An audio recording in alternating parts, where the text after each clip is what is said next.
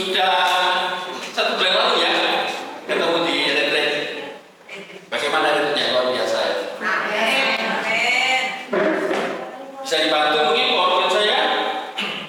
Malam ini kita bicara tentang amin. Itu ya judulnya. Tadi kan kalau Bapak Ibu menjawab amin gitu ya, luar biasa. Tapi pernahkah kita tahu sebenarnya amin itu apa? Artinya apa? Apakah amin itu sama dengan dia?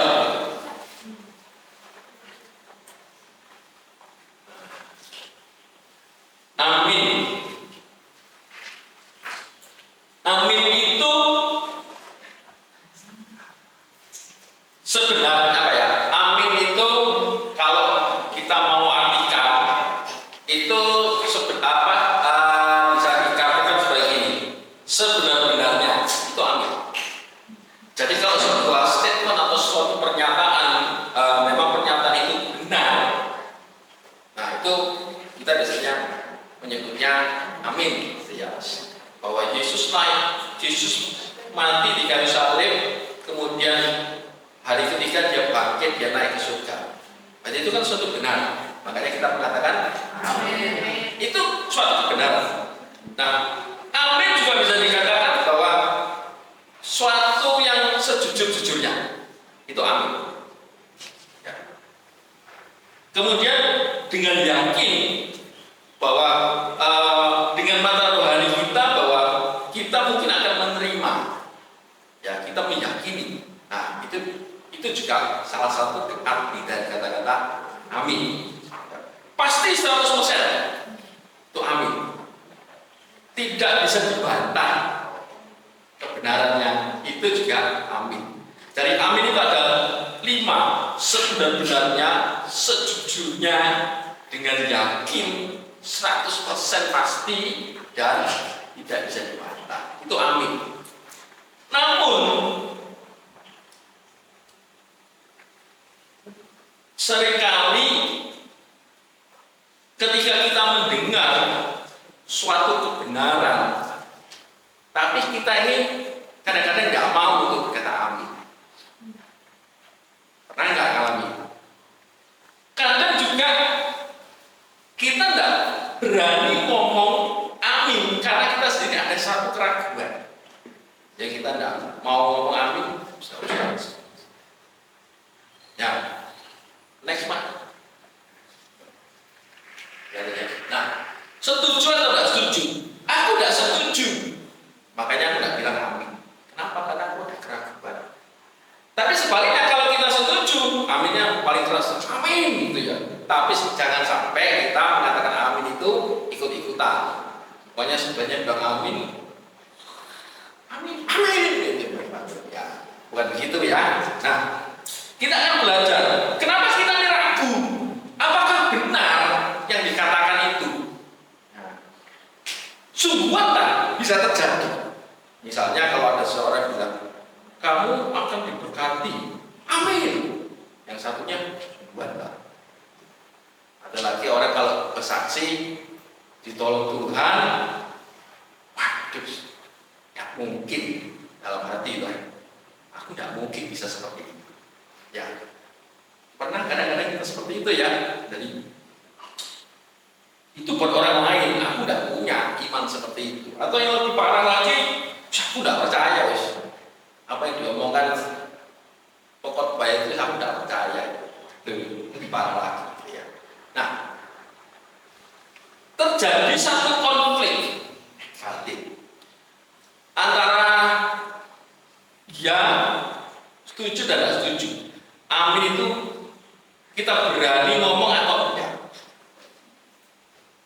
Konflik batin itu kita sebut dengan bahasa modernnya itu disonansi kognitif.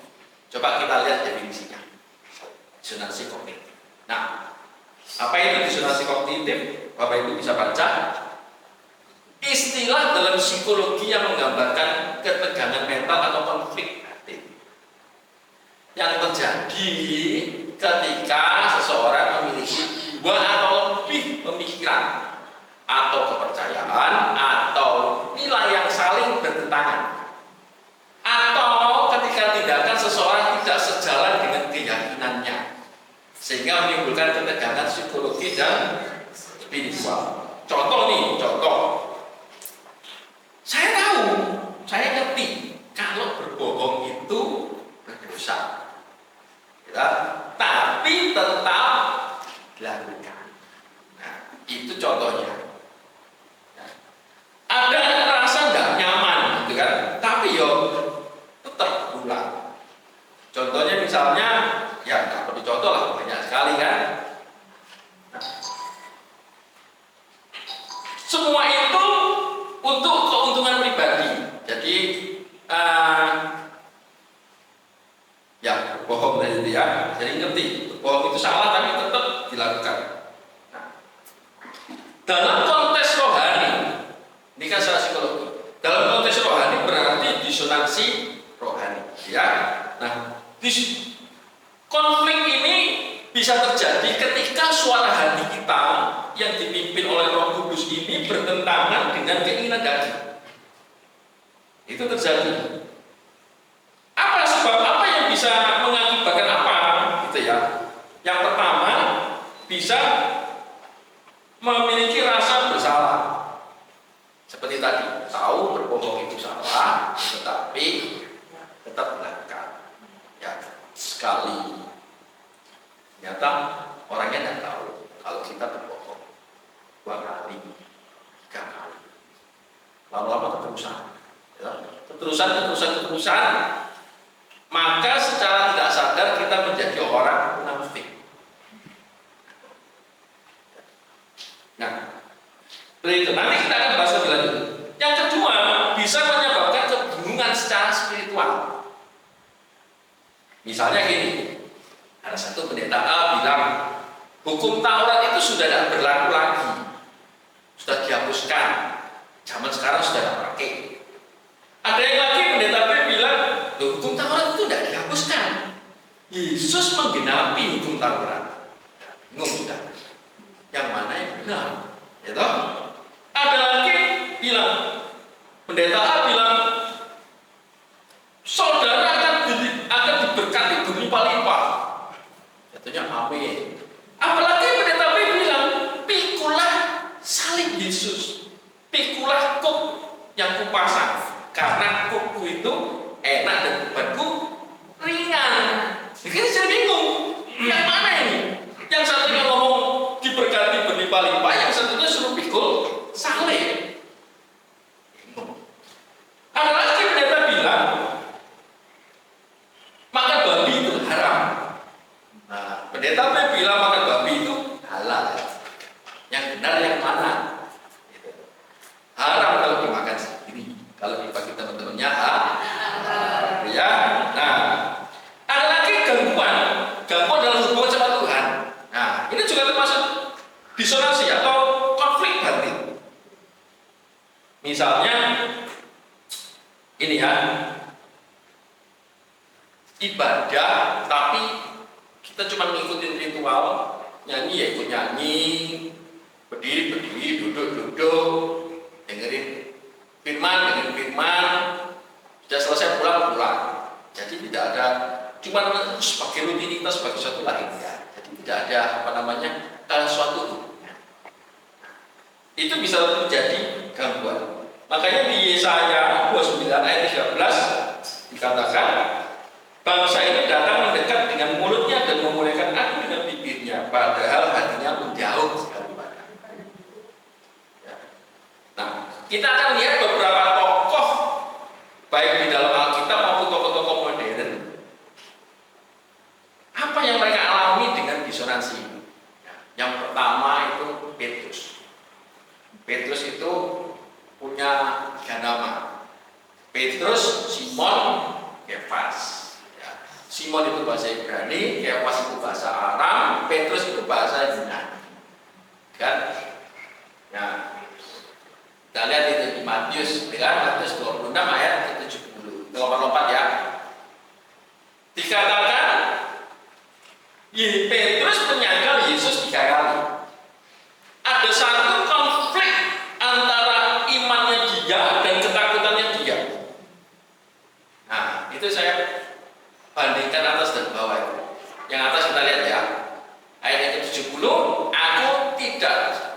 aku tidak tahu apa yang kau maksud. Jadi ketika Petrus ini ditanya sama orang-orang di sekelilingnya waktu Yesus ditangkap itu, dia tidak mengakui Yesus. 3 kali dia menyangkal. Sedangkan di pasal yang sama, di ayat sebelumnya, ayat 33, Petrus menjawab Yesus, sekali-kali aku tidak akan menyangkal engkau. Maka Yesus bilang apa? Aku berkata kepadamu, sesungguhnya malam ini sebelum ayam berkokok, engkau menyangkal aku 3 kali. Tapi dibantah sama Petrus. Aku takkan menyangkal engkau. Nyatanya menyangkal. Nah, ini sebuah contoh bahwa ada konflik. Begitu ketika dia ngomong sama Yesus bahwa dia mempunyai iman, dia ikut Yesus, aku tidak akan menyangkal. Tapi ketika dihadapkan dalam suatu ketakutan, maka dia bisa menyangkal, dia bisa berbohong. Ini ada satu konflik. Bahkan Petrus pun, orang yang dikatakan batu karang pun, mengalami hal yang seperti itu. Saya yakin kita masing-masing pasti pernah mengalami hal seperti ini ya. Nah, bagaimana Petrus dipulihkan? Coba kita next.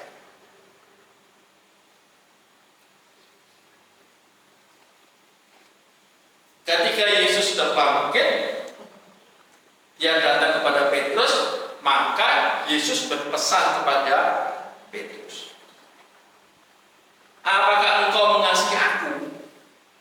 Maka Petrus menjawab, benar Tuhan, engkau tahu bahwa aku mengasihi engkau. Sekali, 2 kali, 3 kali. Pas jumlahnya dengan Petrus menyangkal. Nah, kondisi ini kalau kita lihat di ayat yang ke-17, maka sedih hati Petrus. Karena apa? Karena dia sudah sadar. Maka ada satu pemulihan yang Yesus berikan kepada Petrus bahwa ya sudah, yang lalu ya sudah berlalu. Yang penting sekarang gembalakanlah. Ada satu pemulihan buat Petrus. Contoh yang kedua, bisa next, Yudas, ya, dan Iskariot.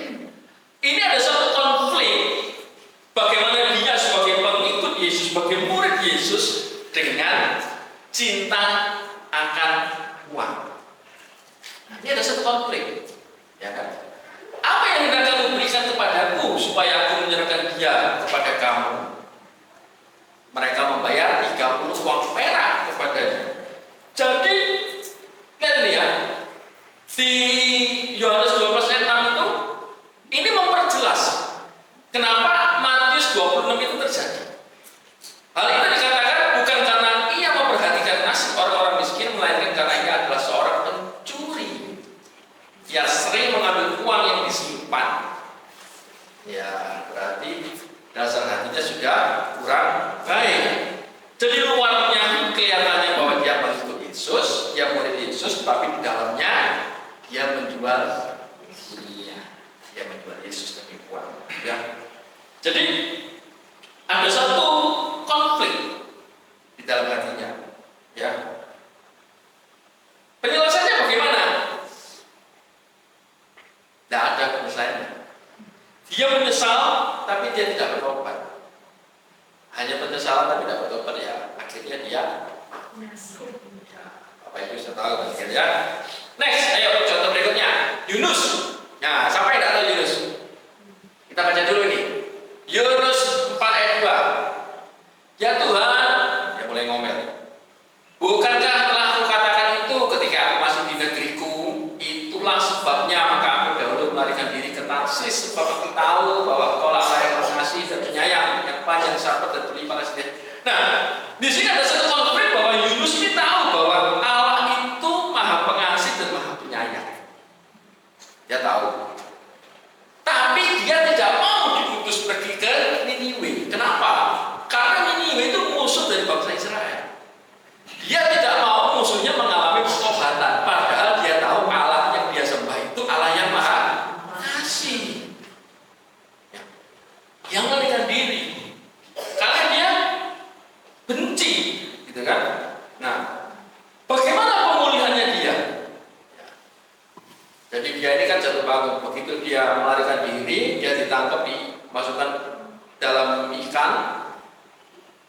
ya terus berdoa, dia buat puisi, dia bertobat, dimutakan sama ikan, dia pergi ke Niniwe. Setelah Niniwe selesai tugasnya, dia ngomel lagi sama Tuhan. Ini ngomelnya.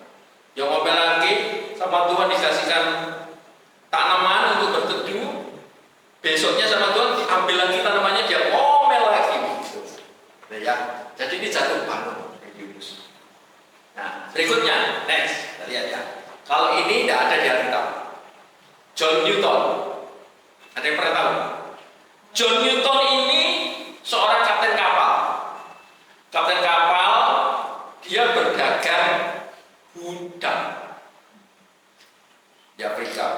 Ya, dia berdagang itu dia jual beli orang, jual beli udang, ya kan? Dia juga terlibat pemberontakan, ya, pokoknya yang jelek-jelek dia ikut semua lah. Padahal dia ini orang yang ngakunya orang Kristen. Dia tahu kebenaran bahwa apa yang dilakukan itu penuh dengan dosa, tapi dia tetap melakukannya. Ya, ini ada satu konflik. Nah, satu sisi takut akan Tuhan, tapi satu sisi tetap melakukan kejahatan. Ini adalah John Newton. Bagaimana pemulihannya dia? Ketika dia sudah hampir mati di laut karena ada begitu badai yang besar, akhirnya dia mengambil suatu nasar, gitu ya, sama Tuhan bahwa dia mau bertobat, dia mau berhenti, dia tidak akan melakukan perdagangan udang lagi. Akhirnya selamatlah dia. Dan sejak saat itulah dia menciptakan sebuah lagu yang terkenal sampai saat ini. Amazing Grace. Ya, salah satu ciptanya.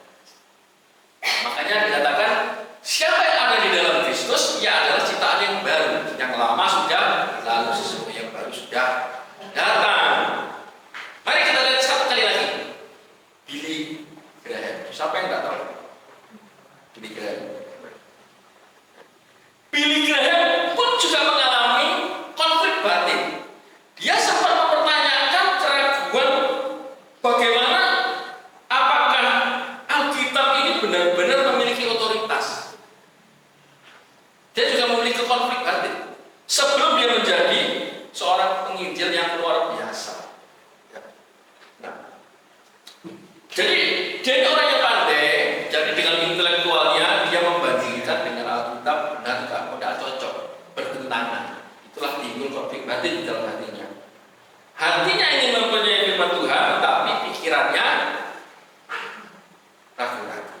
Nah, ya bahkan pikirannya sempat mengalami hal seperti ini. Ya. Nah, bagaimana pemulihannya beliau? Ketika dia di hutan, dia mendapat satu pencerahan, gitu ya, sehingga saat itu dia mengambil keputusan, dia percaya kepada firman 100%. Sehingga seperti dalam Ibrani ini dikatakan, tanpa iman tidak mungkin orang berkenan kepada Allah. Sebab barang siapa berpaling kepada Allah, ia harus percaya bahwa Allah itu ada, tanpa keraguan-raguan. Itu yang dilakukan oleh Billy Graham. Kita lihat di dalam Perjanjian Lama. Coba next. Ya, bagaimana konflik batin itu ada di dalam Perjanjian Lama? Kita lihat yang pertama, ibadah lahiriah jauh dari Tuhan. Di dalam Yesaya 29 ayat 13 itu dikatakan, oleh karena bangsa ini datang mendekat dengan mulutnya dan memuliakan aku dengan bibirnya, padahal hatinya menjauh daripadaku. Dan ibadahnya kepadaku hanyalah perintah manusia yang dihafalkan. Jadi cuma ritual, cuma rutinitas, tidak menghasilkan apa-apa. Ya, tidak ada hubungan.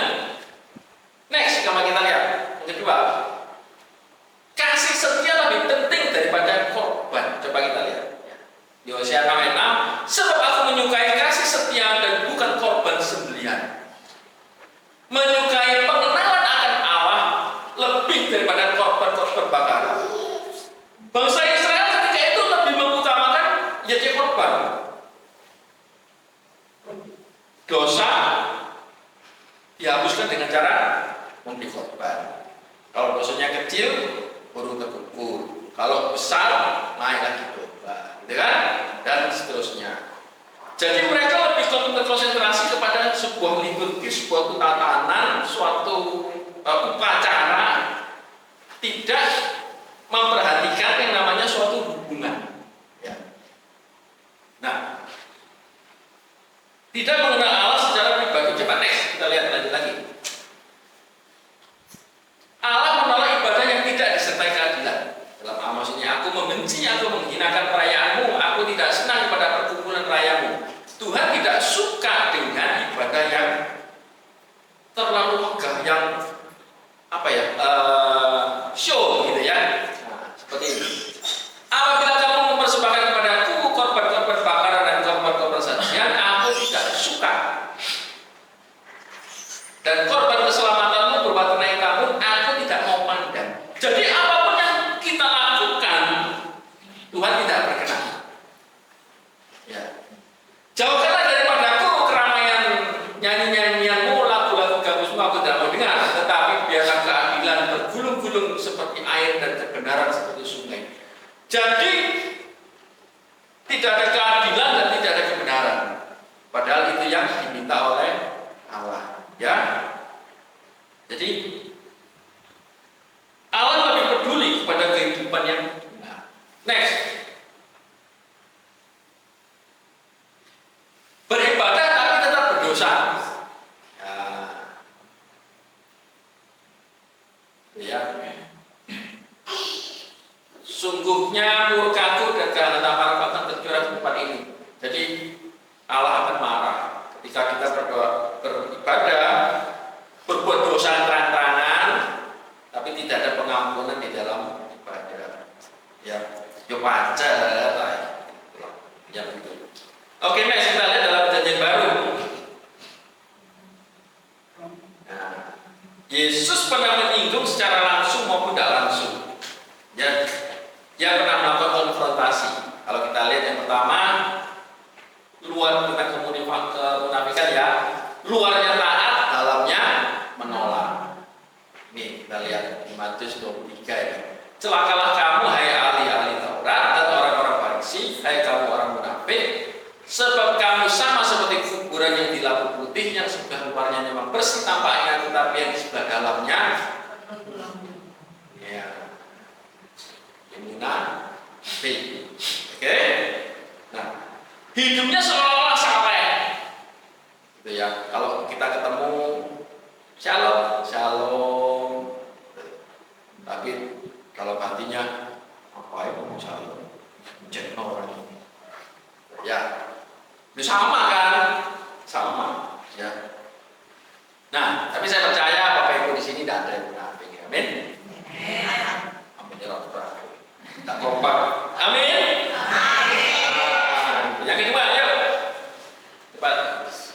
Tentang orang yang menyebut Tuhan tapi tidak taat. Nah, Lukas 6 ayat 46. Mengapa kamu berseru kepadaku, Tuhan, Tuhan, padahal kamu tidak melakukan apa yang aku katakan? Jadi, mengaku percaya pada Yesus tapi tidak melakukan apa yang diperintah oleh Yesus. Sami mawon, betul? Jadi iman, gitu kan, mengaku. Iman itu harus ada perbuatannya. Kalau iman tanpa perbuatan itu adalah, ya, maksudnya bagaimana? Kita beriman, tapi kita tidak melakukan. Kita tidak mempercayai iman tadi. Itu yang Yesus tidak mau. Jadi ketika kita beriman, ini contoh ya, contoh. Ada satu pertemuan dipanggil apa namanya? Ada di satu desa gitu.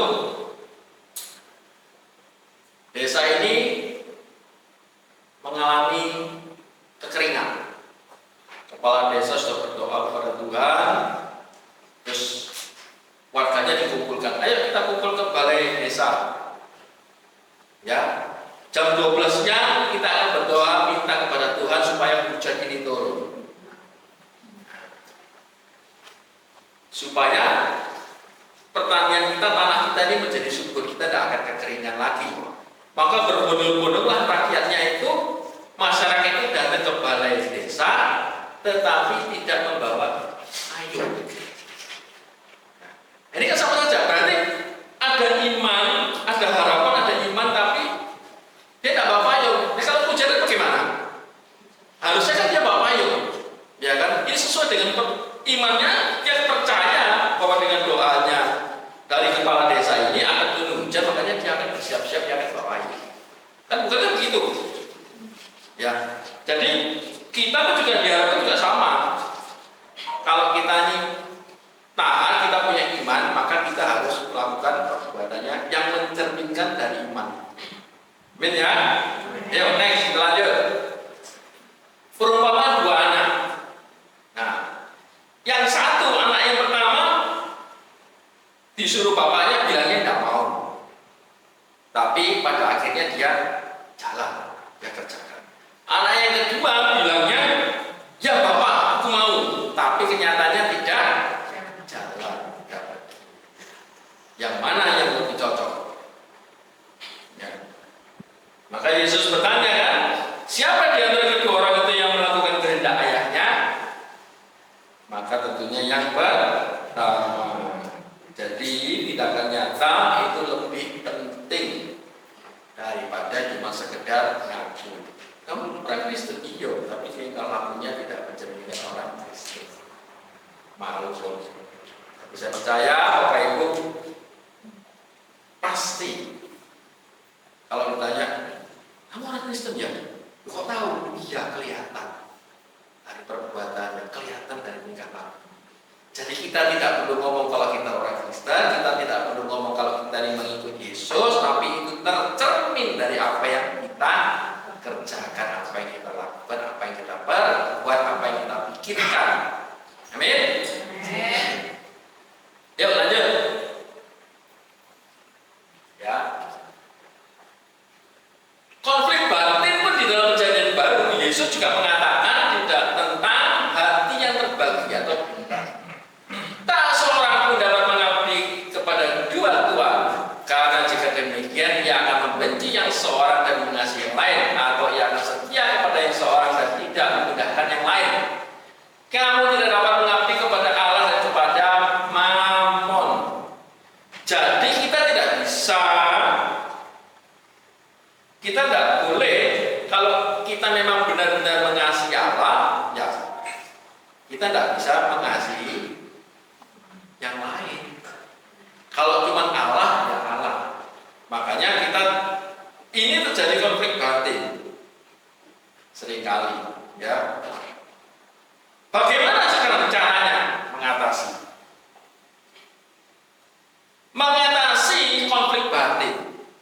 Yang pertama, kita harus jujur dulu dengan kondisi rohani kita. Saat ini kita ada di posisi mana? Ya. Setelah kita jujur bahwa iya, kadang-kadang memang saya mengalami hal seperti itu, kadang-kadang memang kita melakukan hal seperti itu, maka berikutnya adalah kita menyerahkan kehendak pribadi kita kepada Tuhan. Percaya kepada Tuhan dengan segenap hatimu, janganlah bersandar kepada pengertianmu sendiri. Ya, belajar menyerah kepada Tuhan, ya, berdoa, minta kepada Tuhan supaya hati kita ini dimurnikan. Supaya apa? Supaya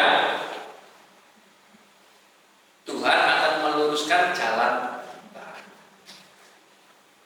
Berikutnya yang kedua, mengaku dosa dan bertobat. Ya. Jika kita mengaku dosa kita, maka ia adalah setia dan adil, sehingga ia akan mengampuni segala dosa kita dan menyucikan kita dari segala kejahatan. Jadi solusinya adalah datang kepada Tuhan, ngakui dosa kita, minta ampun. Gitu. Menerima pengampunan dari Tuhan dengan iman. Itu adalah langkah bagaimana kita bisa mengatasi konflik batin yang sering mengganggu kita. Yang ketiga, membarui pikiran dengan firman Tuhan. Janganlah kamu menjadi serupa dengan dunia ini, tapi berubahlah oleh pembaharuan budimu, pembaharuan akalmu, pembaharuan pikiran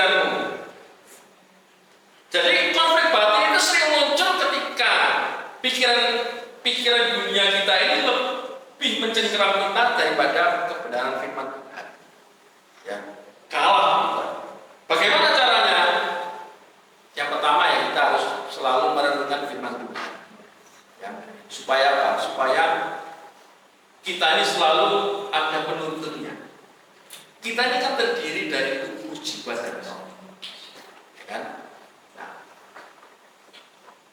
jiwa ini terbagi lagi dengan pikiran, perasaan, dan kehendak. Pikiran ini pun terbagi lagi menjadi tiga. Pikiran yang kita sendiri, pikiran yang dikuasai oleh Allah, dan pikiran yang dikuasai oleh si jahat. Yang mana yang lebih dominan? Kita yang menentukan.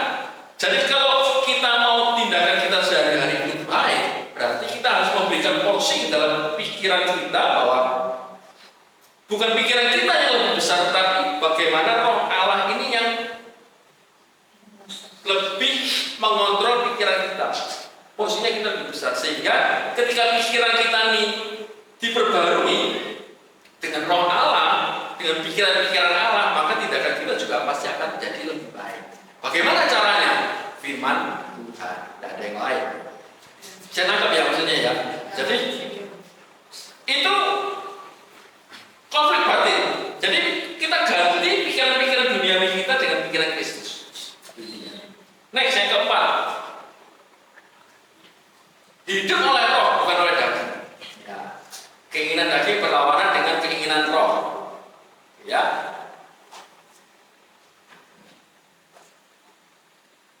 Bagaimana caranya?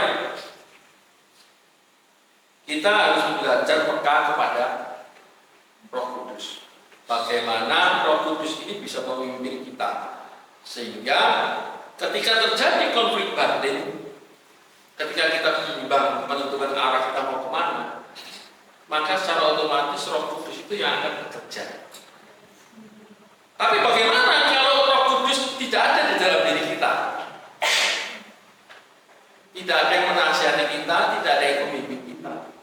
Makanya diperlukan hati kita ini harus lembut, hati kita ini harus lunak, supaya Roh Kudus itu mau berdiam di dalam kita. Itu penting sekali. Belajar peka. Ya. Yang terakhir, ya, menjaga hati agar selaras dengan Tuhan. Jagalah hatimu dengan segala kewaspadaan, karena dari situlah terpancar kehidupan. Maka kita harus introspeksi, kita harus menjaga relasi dengan Tuhan. Ya. Saya sedikit cerita. Tadi ditanya kesaksian, tidak ada yang mau saksi, gitu ya. Itu sudah terlalu banyak kesaksiannya. Tadi waktu perjalanan ke sini, saya makan permen asam tamarin gitu, ya dapat permen saya. Nah, karena asam itu akibatnya datang sini ikut nyanyi tadi, waduh, suaranya kayak cekik gitu. Harusnya tidak boleh. Ya kan saya nggak tahu. Ya tadi makan permen, habis permennya terus nyanyi di sini, waduh nggak bisa nyanyi. Suaranya apa? Nggak bisa kuat gitu. Waduh sih kalau mau ngomong bagaimana caranya mau iman ini? Saya berusaha ngikut tadi. Suaranya tak keras-keras kan saya nggak bisa ngikut suaranya Radin dan terlalu tinggi. Waduh, ngotot-ngotot gini nggak bisa. Terus sampai terakhir, tadi lagu yang terakhir sebelum diserahkan ke saya sempat coba Tuhan ini apa ini? Coba berikan. Aku nggak bisa ngomong dengan kondisi seperti ini. Ya wis pasrah wis selanjutnya ya. Nah, tiba-tiba tadi tidak lama kemudian lagu yang terakhir tadi sebelum firman itu saya bisa nyanyi. Ya. Suaranya masih bisa keluar, wis puji Tuhan.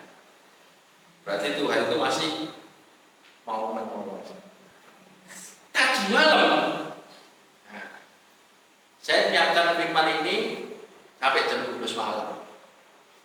Karena janjian sama teman-teman mau lari pagi tadi jam 6, salah satu sama Pak Jimmy. Jadi kami lari-lari di jalan pagi di lapangan poni gitu ya. jam 6. Tiba-tiba jam 3 lagi malam saya terbangun. Saya lihat jam gitu, aduh kan matanya susah kan. Tidurnya jam 12 baru 3 jam itu bangun ini sambil pusing gitu lihat jam 3. Aduh, ngapain kok sudah bangun? Mau tidur lagi, berat kan terus pusing juga. Coba Bapak Ibu pernah merasakan kalau kurang tidur paksa bangun pusing banget. Saya pusing. Biasanya saya nggak terlalu, cuma tadi malam pusing banget. Cuma saya pikir kenapa kok saya dibangun di jam 3? Saya ingat. Biasanya kalau bangun jam 3 berarti Tuhan mau kita di tempat. Tapi kondisinya ngantuk, pusing. Ya apa ini?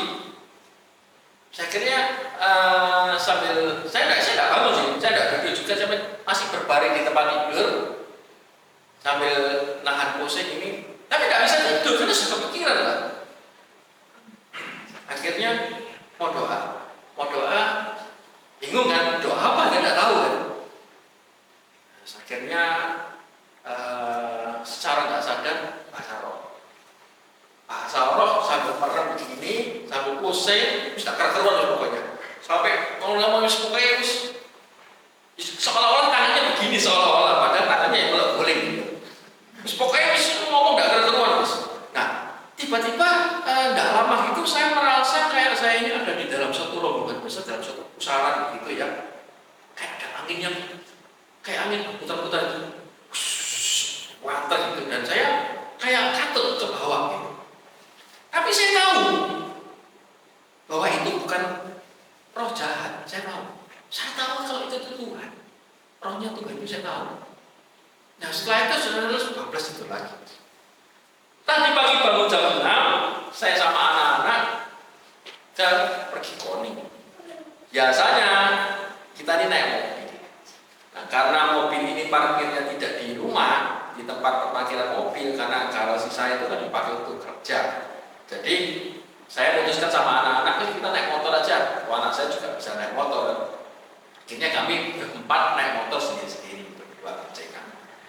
Sampai di depannya Galaxy Mall, anak saya ini diserempet mobil. Saya tidak tahu karena saya ada di depan, di situ tutupan, anak saya di belakang. Serempet mobil kira-kira dia nggak ngomong, lampu merah berhenti, ternyata mobil tadi itu juga di belakangnya berhenti. Akhirnya anak saya diberhentikan, dia ngomong, saya kaget.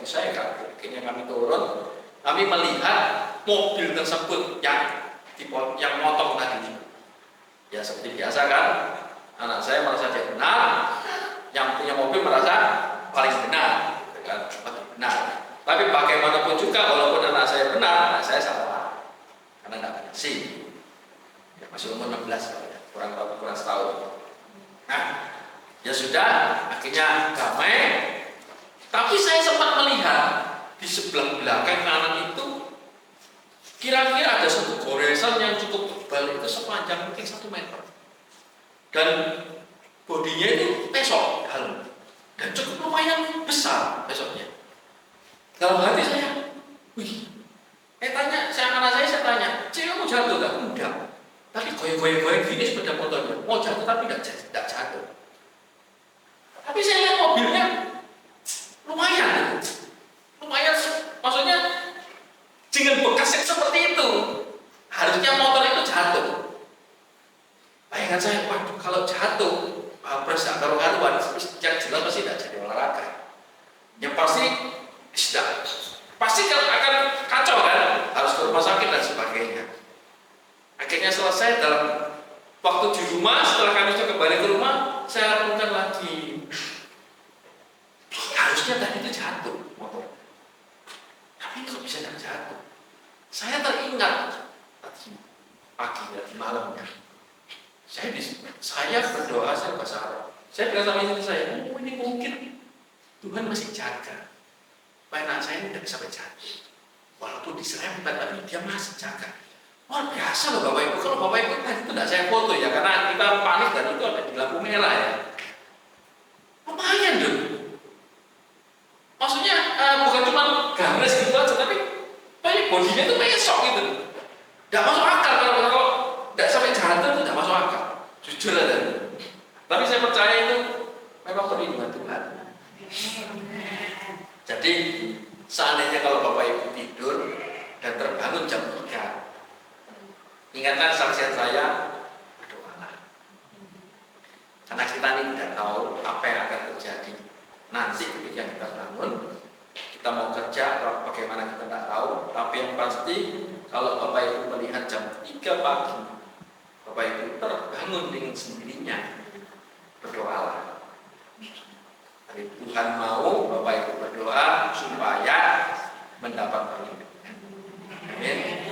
Nah, itu salah satu juga kalau kita ini dekat sama Tuhan, ya, konflik batin itu pasti akan cepat tertangani. Oke, kesimpulannya, konflik batin adalah panggilan untuk bertobat. Jadi, Bapak Ibu jangan sampai tenggelam di dalam sebuah disonansi atau sebuah konflik batin. Ketika berbohong, ketika tahu berbohong itu salah, tapi tetap melakukan, jangan berlama-lama. Jadi, jangan juga ketika kita tahu bahwa ada konflik batin. Berarti satu, kita diminta oleh Tuhan supaya kita ini bertobat, supaya konflik batin itu kita bisa langsung ketika kita fokus kepada Tuhan, kita tahu bahwa oh ternyata ini cuma tipuan, ini yang benar. Bagaimana kita bisa tahu? Kita harus bertobat supaya kita bisa mendapat hikmat dari Tuhan. Ya. Bangkitlah kembali padaku kegirangan karena keselamatan yang daripadamu, dan menjawablah aku dengan roh yang relevan. Yang kedua, konflik batin atau disonansi adalah undangan untuk bertobat. Jadi Bapak Ibu jangan merasa bahwa aku ini sudah lama ikut Yesus kok, aku yang mengalami yang namanya konflik batin. Ingat, Petrus pun begitu dekat dengan Yesus, yang masih pernah menyangkal, yang masih pernah konflik. Jadi Bapak Ibu jangan kecewa, jangan mangkel, jangan putus asa, tapi anggaplah bahwa konflik batin itu merupakan kita ini sebuah pelajaran untuk bertumbuh. Kita belajar, ayo belajar lebih lagi. Kenapa kok bisa begini? Kenapa kok bisa begini? Belajar terus, harus bertumbuh. Yang ketiga, konflik batin atau disonansi itu bukan akhir, tapi suatu cara kita supaya iman kita itu menjadi murni. Ya. Semua tokoh tadi yang saya sebutkan itu mengalami, ya kan? Sebelum Petrus, sebelum dia dipakai Tuhan, sebelum dia dilepas sama Tuhan, sebelum Tuhan itu bangkit, ya dia cuma sebagai murid yang juga mengalami hal yang konflik-konflik seperti itu kan. Tapi ketika dia sudah lepas, hatinya sudah murni, imannya sudah murni, maka luar biasa Petrus dipakai Tuhan. Banyak contoh tadi ya. Oke, next. Allah dalam perjanjian lama menuntut agar hati dan hidup umatnya selaras dengan iman mereka. Ya. Jadi yang Allah mau, iman, hati, iman dan perbuatan itu sama. Yang terakhir, Yesus menghendaki integritas rohani, tetapi hendaklah kamu menjadi pelaku firman, bukan hanya pendengar saja, sebab jika demikian kamu menipu diri sendiri. Ya. Jadi bukan apa yang kita percayai, tetapi apa yang kita lakukan. Terlebih lagi, iman tanpa perbuatan adalah mati. Jadi ketika kita beriman kepada Yesus, ayo kita lakukan supaya apa? Supaya apa yang kita ucapkan sesuai dengan apa yang kita lakukan. Itu yang Yesus mau.